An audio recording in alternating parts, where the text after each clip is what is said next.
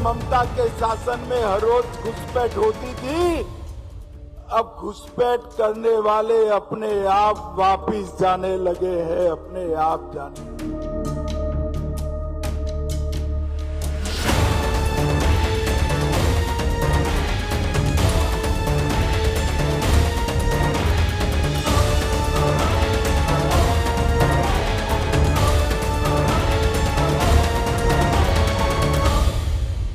आज political corridor की शुरुआत करने से पहले मैं आपको एक किस्सा सुनाती हूँ।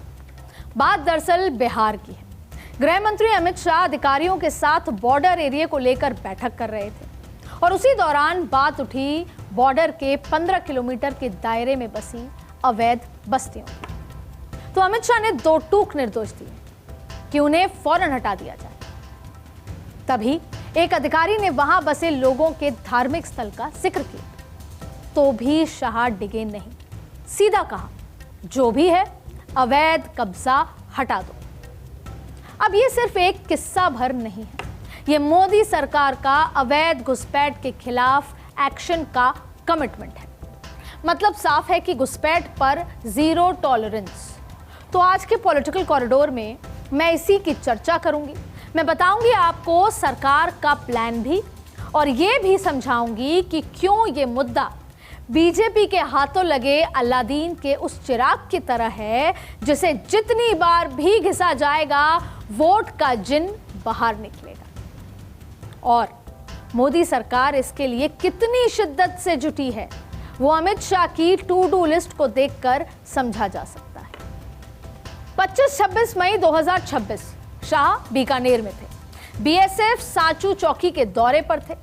फिर 29 मई 2026 को वो गुजरात के भुज पहुंचे, बीएसएफ चौकी प्लस हरामी नाला क्षेत्र का निरीक्षण किया।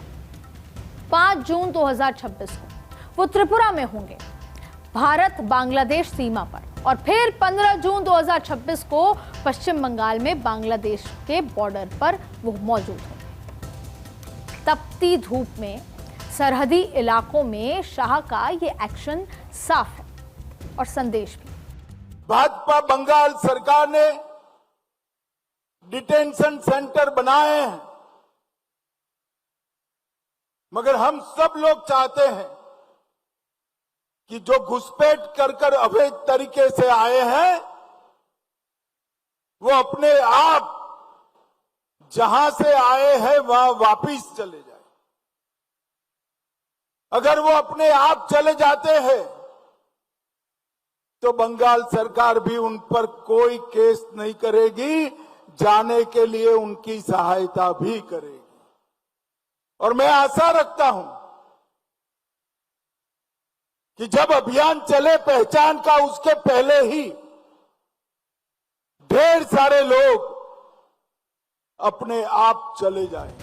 घुसपैठ के खिलाफ अमित शाह के इस कमिटमेंट के सियासी मायने हो सकते हैं, लेकिन ये समस्या क्यों और कितनी बड़ी है पहले ये समझ लेते हैं। देखिए, दरअसल भारत के 5 राज्य पश्चिम बंगाल, त्रिपुरा, मेघालय, मिजोरम और असम, ये सब बांग्लादेश की कुल लगभग 4000 से ज्यादा किलोमीटर की सीमा लगती है यहां से, और इसमें करीब 2217 किलोमीटर की सीमा पश्चिम बंगाल और बांग्लादेश के बीच है। केंद्रीय गृह मंत्रालय के मुताबिक कुल 4057 किलोमीटर में से 3240 किलोमीटर की सीमा पर बाड़ लगाई जा चुकी है। करीब 850 किलोमीटर की सीमा पर बाड़ेबंदी बाकी है।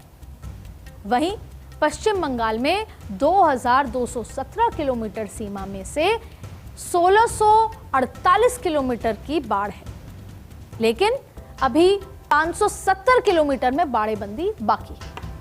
और इन राज्यों में डेमोग्राफिक चेंज एक बड़ी समस्या बनकर उभरी है। पश्चिम बंगाल के मुर्शिदाबाद में 125 किलोमीटर से ज्यादा का इलाका बांग्लादेश बॉर्डर से सटा है। यहाँ 7 विधानसभा सीटें बॉर्डर पर हैं और इस इलाके में नदी ही बॉर्डर है, फेंसिंग नहीं है, और दावा है कि यहाँ डेमोग्राफिक चेंज में घुसपैठ का बड़ा योगदान है। और इसी तरह मालदा, उत्तर दिनाजपुर, दक्षिण दिनाजपुर, उत्तर 24 परगना, नदिया, कूच बिहार, ये सब डेमोग्राफिक चेंज का दावा किया जाता है यहां पर, जबकि असम में धुबरी जिले में 74% से ज्यादा मुस्लिम आबादी है और आरोप यहां भी वही डेमोग्राफिक चेंज का है। और इसके अलावा दक्षिण सलमारा, मानकाचर, करीमांज, कछार, हैलाकांडी, बराक वैली, यहां पर भी डेमोग्राफिक चेंज के दावे किए जाते हैं। त्रिपुरा में भी 1971 में पूर्वी पाकिस्तान से पलायन के बाद 78.7% आबादी बढ़ी है, जबकि मेघालय में भी डेमोग्राफिक चेंज का दावा किया जा रहा है। लेकिन कहते हैं कई मुद्दे ऐसे हैं जो सियासत के मैदान में राजनीति की गर्मी के दौरान शरबती ठंडक के वादे की तरह परोसे जाते हैं, लेकिन ये मुद्दे सियासत में उबाल भी खूब लाते हैं। घुसपैठ का मुद्दा भी सियासत का एक ऐसा ही हथियार बन गया है कि चुनाव कहीं का भी तनाव सरहद पर दिख ही जाता है। जैसे पश्चिम बंगाल का चुनाव ही ले लीजिए, टीएमसी पर बांग्लादेशी घुसपैठियों का साथ निभाने के आरोप लगे और सियासत का सबसे बड़ा केंद्र बिंदु घुसपैठ का सवाल रहा। असम में तो घुसपैठ का मुद्दा दशकों पुराना है, लेकिन इस बार विधानसभा चुनाव में हेमंता बिस्वा शर्मा के नेतृत्व में इस पर सियासी हंगामा नेक्स्ट लेवल पर था। बिहार में तो घुसपैठ सिर्फ एक चुनावी भाषण तक नहीं रहा, बल्कि पटना हाईकोर्ट में सीमांचल के जिलों में घुसपैठियों की पहचान कर उन्हें निकालने के लिए पीआईएल तक दायर कर दी गई। झारखंड में भी अमित शाह ने खुद घुसपैठ मुक्त झारखंड का वादा किया था। और तो और महाराष्ट्र, जिसकी सीमा किसी भी बाहरी देश से नहीं लगती, वहां के चुनाव में भी रोहिंग्या के मुद्दे का रंग चढ़ा। मतलब राजनीति की इस बाजी में घुसपैठ का मुद्दा कल था, आज है और कल भी रहेगा। कल रहेगा, ये मैं क्यों कह रही हूं, ये समझने के लिए भैया राजनीति के चश्मे से एक बार भारत के नक्शे को निहार लीजिए।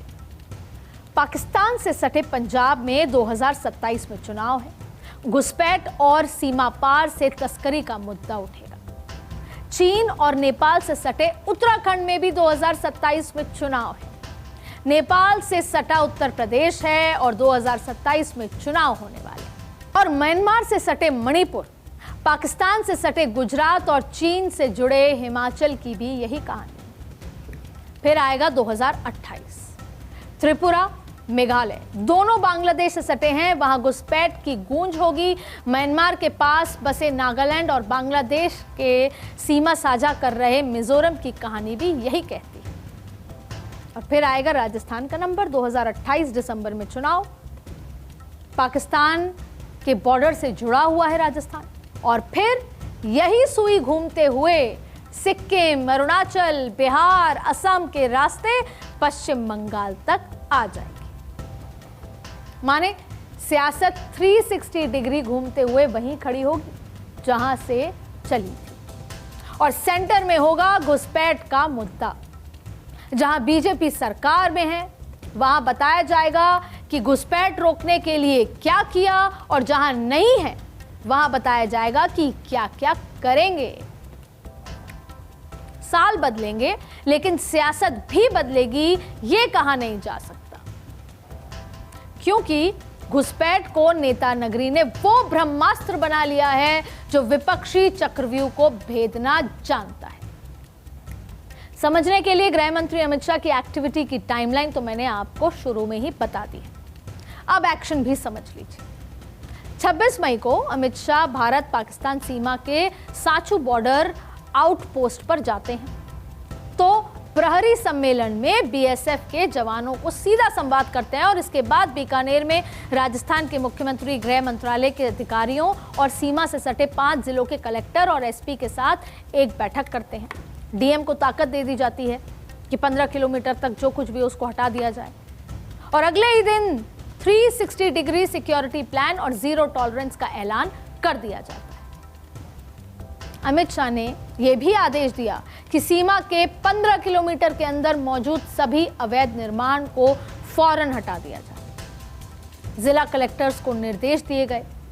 वो बॉर्डर वाले इलाके में चल रहे फर्जी आधार कार्ड की जांच करेंगे और साइबर फ्रॉड और संदिग्ध फंडिंग के लिए इस्तेमाल म्यूल अकाउंट्स और शेल कंपनियों पर सख्त से सख्त कार्रवाई की जाएगी। और पाकिस्तान की तरफ से लगातार हो रही ड्रोन के जरिए हथियारों और ड्रग्स की तस्करी को रोकने के लिए बीएसएफ, पुलिस और एनसीबी को मिलकर काम करने के लिए कह दिया गया। 28 मई को राजस्थान से लौटते ही गृह मंत्रालय ने सुरक्षा एजेंसी जैसे आईबी, रॉ, बीएसएफ के साथ उन इनपुट्स पर काम करना शुरू कर दिया जो राजस्थान बॉर्डर से मिले थे। अब सरकार जल्द ही एक स्मार्ट बॉर्डर कॉन्सेप्ट और डेमोग्राफिक मिशन लॉन्च करने वाली है और इसके तहत ड्रोन, रडार और हाईटेक जो कैमरों की मदद से उन रास्तों को सील कर दिया जाएगा जहां से घुसपैठ की आशंका होती है। और इसके बाद अमित शाह गुजरात के भुज भी पहुंचे। यहां उन्होंने पाकिस्तान सीमा से सटे उस दलदली इलाके से डेटा लिया और जहां से घुसपैठ सबसे ज्यादा बड़ी समस्या बनती है वो सब समझा और फिर बीकानेर की तरह ही गुजरात में भी बिल्कुल सेम घुसपैठ रोकने के लिए बैठक की, निर्देश दिए। देखिए, प्रधानमंत्री नरेंद्र मोदी ने पिछले साल लाल किले की प्राचीर से देश के सामने डेमोग्राफिक चेंज को बड़ा मुद्दा बताया था। समझ तो तभी जाना चाहिए था और समझ भी लिया गया था कि इसके बाद कुछ होगा। और उसके बाद ये तो साफ था कि बीजेपी घुसपैठ के खिलाफ फाइनल जंग की तैयारी में है और अब लगता है कि इसका एक्शन प्लान तैयार हो चुका है। घुसपैठ के खिलाफ इसी साल 26 मई को एक हाई पावर कमेटी का गठन किया गया। इस समिति के अध्यक्ष सुप्रीम कोर्ट के रिटायर्ड जज जस्टिस प्रकाश प्रभाकर हैं। समिति देश में अवैध रूप से रह रहे लोगों जैसे कि रोहिंग्या और बांग्लादेशी घुसपैठिए की कुंडली खंगालेगी और उन्हें वापस भेजने की रूपरेखा तैयार करेगी। यानी घुसपैठ के खिलाफ सरकार का 3D फॉर्मूला तैयार है। अमित शाह ने अभी हाल ही में कहा कि डिटेंशन सेंटर सरकार बना रही है, लेकिन अच्छा यही है कि आप चले जाइए, क्यों कोई कानूनी दावपेच में फंसते हैं। ये आह्वान कह लीजिए या समझा रहे थे वो, पर जितने भी अवैध लोग हैं जो डबल पासपोर्ट पे यहाँ हैं, जिनके पास 2 देशों का पासपोर्ट है या घुसपैठ की तरह जो रह रहे हैं चुपचाप, उसको सरकार कह रही है चुपचाप चले जाइए जब तक कि आप कानूनी दायरे में नहीं आते। तो जो वो 3D फॉर्मूला तैयार हुआ है कि डिटेक्ट होगा, डिलीट, फिर डिपोर्ट, और बीजेपी शासित राज्यों में एक्शन प्लान जमीन पर उतारना शुरू हो चुका है। जैसे कि पश्चिम बंगाल में सुवेंदु सरकार ने पहले ही कैबिनेट की बैठक में बीएसएफ को जमीन और फेंसिंग की मंजूरी दे दी।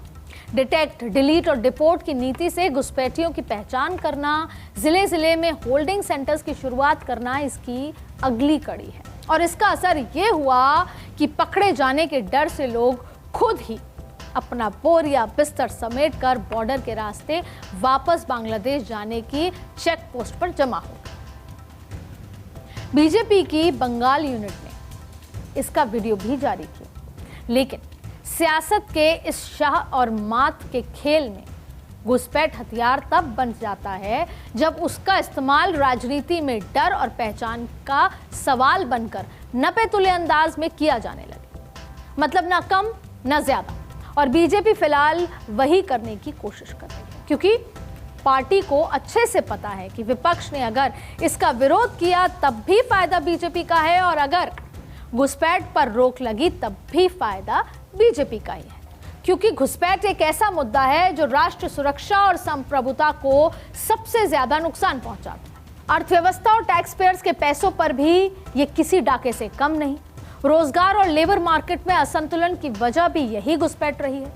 सामाजिक और सांप्रदायिक तनाव के लिए भी घुसपैठियों को जिम्मेदार माना जाता है और संगठित अपराध बढ़ने की संभावनाएं भी घुसपैठ की वजह से ही बनती है। लेकिन सबसे ज्यादा असर होता है डेमोग्राफिक पर। कैसे डेमोग्राफी चेंज होती है, जो स्वदेशी पहचान के लिए खतरा है। इतना बड़ा खतरा कि IMDT एक्ट को लेकर 2005 में सर्बानंद सोनोवाल की याचिका की सुनवाई में सुप्रीम कोर्ट ने घुसपैठ को बाहरी आक्रमण माना और आज भी इसी घुसपैठ की वजह से देश में बदलती डेमोग्राफी किसी से छिपी नहीं है। बदलाव की बात आंकड़े खुद करते, जैसे असम में 3% से ज्यादा हिंदू घटे और मुस्लिम 9.5% तक बढ़े। पश्चिम बंगाल में हिंदू आबादी 8% कम हुई, जबकि मुस्लिम की जनसंख्या 7% बढ़ गई। और ऐसे ही बिहार में भी करीब 5% हिंदू कम हुए। इसके उलट मुस्लिम आबादी में 5% से ज्यादा तेजी देखी गई। और उत्तर प्रदेश भी इससे अछूता नहीं। यहां जितने हिंदू घटे हैं, करीब उतने ही मुस्लिम बढ़ गए और यह समस्या अब वर्ल्ड वाइड है। Britain, France, Germany, Sweden, Belgium, Netherland, Italy, Spain, Greece, Hungary, Poland, Bulgaria, Denmark, Finland, इन सभी देशों में डेमोग्राफिक चेंज एक बहुत तनावपूर्ण बड़ा मुद्दा बन चुका है। पूरे यूरोप में ग्रेट रिप्लेसमेंट थ्योरी के समर्थक बढ़ गए हैं। 2011 में फ्रेंच लेखक रेनो केमू ने किताब लिखी थी, ले ग्रैंड रिप्लेसमेंट। इसमें उन्होंने दावा किया था कि फ्रेंच एलीट और ग्लोबलिस्ट जानबूझकर फ्रांस में मुस्लिम माइग्रेंट्स ला रहे हैं ताकि अपने ही देश में फ्रांस के लोग अल्पसंख्यक बनकर रह जाएं। रिप्लेसमेंट फ्रांस से शुरू हुई यह थ्योरी पूरे यूरोप का सच बनती जा रही है। दावा तो यहां तक है कि यूरोप में 1950 में 1% मुस्लिम आबादी थी, 2016 में ये बढ़कर 5% हो गई और 2050 तक तो ये 7 से 14% का दावा है, अनुमान है ये। और ये अब यहाँ डिबेट का मुद्दा बन चुका है। युवा सड़कों पर उतरे हैं, वापस जाने को बोल रहे हैं वहां पर जो उस देश के नहीं हैं उन लोगों को। और आपको याद होगा, इक्वालिटी और डाइवर्सिटी की बातें करने वाले यूरोप आज इसी से जूझ रहा है। अब अपनी संस्कृति और अपनी पहचान बचाने की जंग लड़ रहा है। यूरोपियन पार्लियामेंट में माइग्रेंट्स को डिपोर्ट करने का प्रस्ताव पारित किया जा चुका है। मार्च 2026 में ईयू पार्लियामेंट ने नया रिटर्न रेगुलेशन पास किया और इसमें रिजेक्टेड असाइलम सीकर्स को सेफ थर्ड कंट्री में भेजा जा सकेगा, चाहे उनका उस देश से कोई नाता हो या नहीं हो। वहीं डिटेंशन 24 महीने तक बढ़ा सकती है। रिटर्न हब यानी कि ईयू के बाहर डिटेंशन सेंटर बनाने की बात की गई। इसी तरह पोलैंड में बॉर्डर पॉलिसी बहुत सख्त की है। जर्मनी में सीरियन माइग्रेंट को लेकर माहौल बन रहा है। जर्मनी में 10 लाख सीरियन हैं। सरकार ने 3500 केस खोल दिए हैं असाइलम रद्द करने के और अब 57 लोग ऐसे हैं जिनका स्टेटस छीन लिया है। और इतना ही नहीं, जर्मनी की हेसे कोर्ट ने दिसंबर 2025 में हिजाब पहनने वाली महिला पर जज बनने से रोक लगा दी। डेनमार्क यही हालात। गेटो लॉ यानी कि डिपोर्टेशन बढ़ाने का प्लान है, तो वहीं नीदरलैंड में भी नई सरकार इमिग्रेशन सख्त कर रही है। तो भैया बात सिर्फ इतनी है कि अवैध घुसपैठ पूरी दुनिया में एक बड़ा मुद्दा बनने लगा है। और अगर अपने देश में भी राजनीति के लिए नहीं, लेकिन देश में ये जो एक्शन हो, घुसपैठ की सफाई वाले अभियान की नीयत से चलाई जाती है, यानी कि घुसपैठ को साफ करो, तो किसी के पास कहने को कुछ नहीं बचता। और यही वजह है कि घुसपैठ के हथियार को हाथ में उठाए जब बीजेपी के धुरंधर चुनावी मैदान में उतर जाते हैं, वो विपक्ष के सवाल बाउंस बैक करने लगते हैं। क्योंकि इस मुद्दे पर विपक्ष साथ दे तो उसके अपने वोट बैंक का नुकसान, साथ ना दे तो घुसपैठियों का साथी बनने का आरोप। मतलब बीजेपी का ये हथियार विपक्ष के लिए दो धारी तलवार भी है। और जहां तक इस अभियान के असर की बात करें तो देश में कितने घुसपैठ हैं ये भी समझ लीजिए। गृह मंत्रालय की 1991 की रिपोर्ट के मुताबिक देश में करीब 7 लाख अवैध बांग्लादेशी चिन्हित किए गए हैं। पूर्व केंद्रीय गृह मंत्री श्री प्रकाश जायसवाल ने 2004 में संसद में बताया था कि देश में 1 करोड़ 20 लाख बांग्लादेशी अवैध रूप से रह रहे हैं। और 16 नवंबर 2016 को केंद्रीय मंत्री किरण रिजिजू ने राज्यसभा में ये संख्या 2 करोड़ के आसपास बताई। और आज भी कहा जाता है कि अभी देश में 5 करोड़ से ज्यादा अवैध घुसपैठिए हैं। लेकिन पुख्ता आंकड़ा अभी आना बाकी है। और इसके बाद आएगी अगली चुनौतियां, क्योंकि भारत बांग्लादेश के बीच डिपोर्टेशन को लेकर कोई औपचारिक समझौता नहीं है। और डिपोर्टेशन तो तभी हो पाता है जब बांग्लादेश अपने नागरिकों की पहचान करके उन्हें वापस आने दे। मई 2025 से जनवरी 2026 के बीच 2480 लोगों ने भारत से बांग्लादेश जाने की कोशिश की, जिनमें से कुछ को छोड़ ज्यादातर को बांग्लादेश के अधिकारियों ने सीमा पर रोक दिया। यह भी दावा किया कि इनमें से 120 नागरिक तो भारतीय हैं। लेकिन चुनौती का नंबर तो घुसपैठ रोकने और घुसपैठियों की पहचान करने के बाद आएगा। और इस बीच आएंगे बहुत सारे चुनाव, बहुत सारी जनसभाएं होंगी, अनगिनत बार घुसपैठ का मुद्दा गूंजेगा। और मेरी सलाह है कि चुनावी मुद्दे के इस शोर में घुसपैठ पर हो रहे शोर को फिल्टर लगाकर सुनिएगा, क्योंकि ये मुद्दा तो है, पर कितना और कितना बड़ा ये समझना भी जरूरी। आज के पॉलिटिकल कॉरिडोर में बस इतना है।